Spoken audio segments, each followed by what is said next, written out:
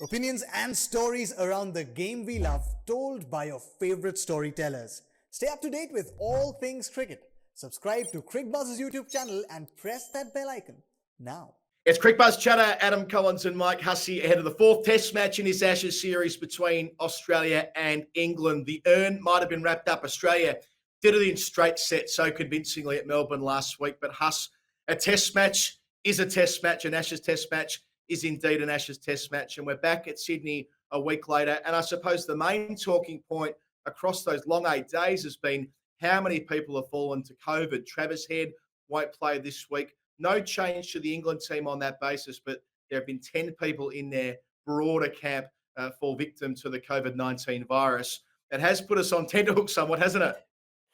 It certainly has. Amazing, really, that none of the English players have actually caught COVID, and it's just been in the support staff. You know, you would have thought it would have cross-pollinated over there.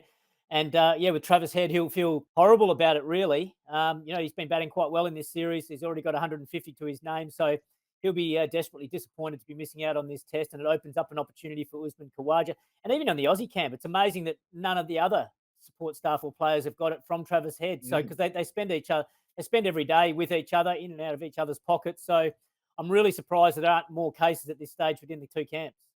Yeah, this was my thing. It was like, how is it possible? They were all in each other's close proximity for so long, but only Travis Head picked it up in the Australian team. Hey, let's roll with it. Let's be happy for it. I know that one player who will never acknowledge that he's happy for a teammate missing out, but gee, what an opportunity for Usman Khawaja. He made his test debut in his corresponding fixture back in early 2011 when it was Australia in disarray somewhat, having lost the Ashes to England.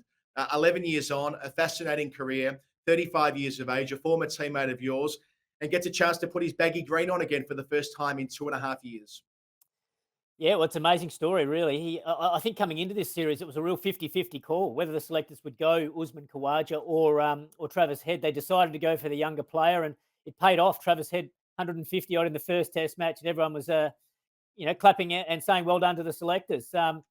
But it's amazing how opportunities present themselves, and it's quite often through injury or illness. And Uzi's got another opportunity now, and I've got a feeling he's going to play really well. And the reason why I say that is he's been in really good form for Queensland in the Sheffield Shield competition, but he's also well settled in his life. You know, he's happy away from the field.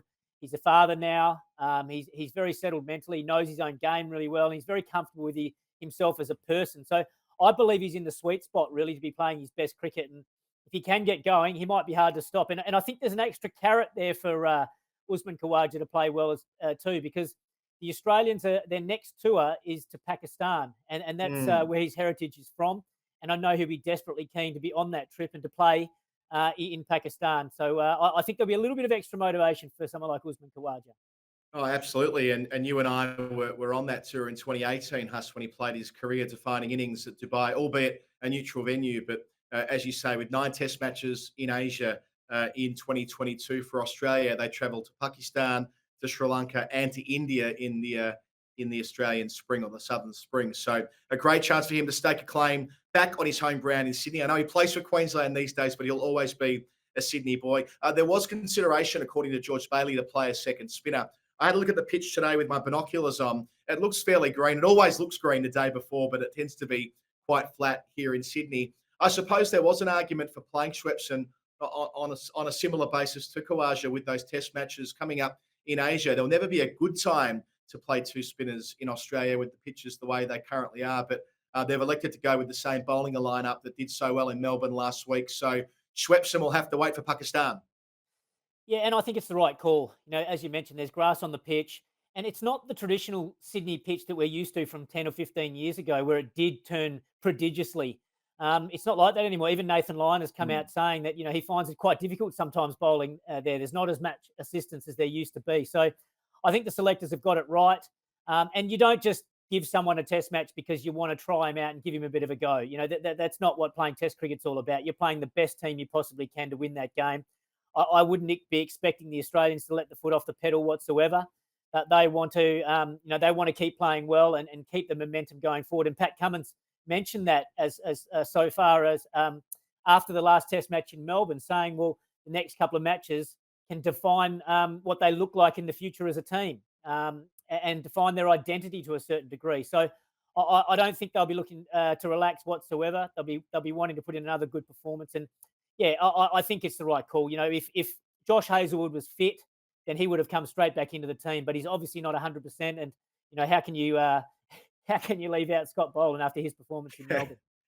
Yeah, the fairy tale of the MCG with Scott Boland. Will it continue this week at Sydney? England have one change to their bowling group. Stuart Broad is returning to the team. Broad's been quite punchy through his newspaper column, as he always tends to be, saying that he should have played at Brisbane, he should have played at Melbourne. He was a bit rusty at Adelaide, and Anderson said similar things as well in terms of when he played and when he hasn't played. But the point here is that Broad and Anderson reunited again at a ground where they've played a lot of cricket together over the journey. And Robinson missing with what we're told is a niggle, a small niggle to his shoulder. I think we can mostly chalk that up to a heavy workload over the last three Test matches. Yeah, I think you're right. He was probably due for a rest as well. He hasn't had a long Test career, and he certainly hasn't played in Australian conditions before. So he's done a lot of work and probably needs a bit of a break. And you could just see his pace was just falling away a little bit in that third Test match as well. So it suggested that, yeah, he's getting tired and probably not 100% fit. So yeah, it's pretty handy for England to have someone like Stuart Broad with that quality to be able to come back into the team. Yeah, they probably haven't quite got the balance of their attack right throughout the first three Test matches this series, but this balance of this attack looks pretty good. They've got some pace there.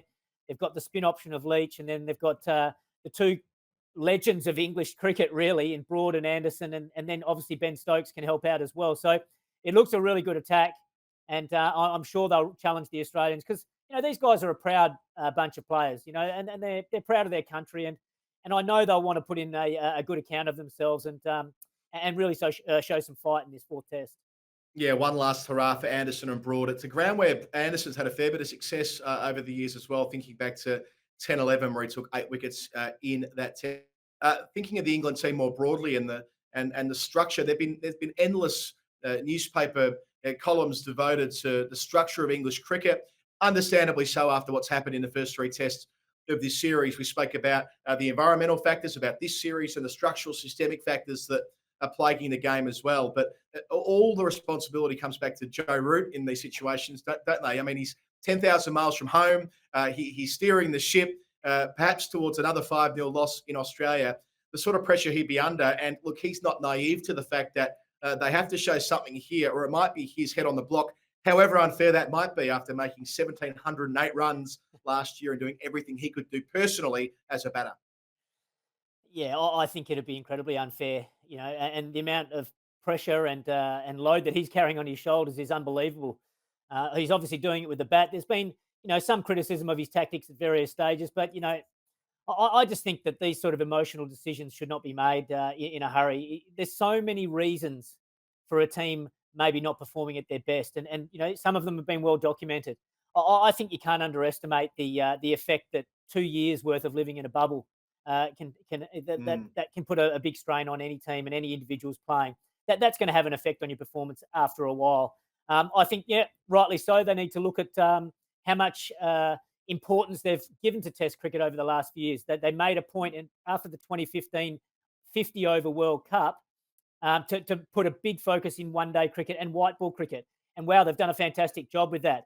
Winning a 50-over World Cup, becoming one of the best white ball teams in the world, if not the best over the last few years. Maybe they've just taken their eyes slightly off the ball in red ball cricket, so they can bring that pendulum back and concentrate more on red ball cricket. They can have a look at county cricket and seeing the breeding ground, and is that a necessary breeding ground for developing the next England Test players? That there's something there that they need to look at as well. So you can't just blame it all on Silverwood. You can't blame it all on Joe Root. You've got to sit back get the wise heads together and then have a look at all the different reasons that could be contributing to the English Test team not performing as well as they would have liked over the last little period. Because it's not down to one or two individuals. There's many different factors. Yeah, I couldn't agree more. It's a short-term acute problem at the moment, but the longer-term issues as well. They need to be balanced out and thought through clearly. You know what? If they win this week, though, and Ben Stokes can get the fire lit under him or something like that, that'll do an awful lot for the good. Mike Hussey, you'll be with us all week on Cricbuzz Chatter. Cannot wait. Stumps every night.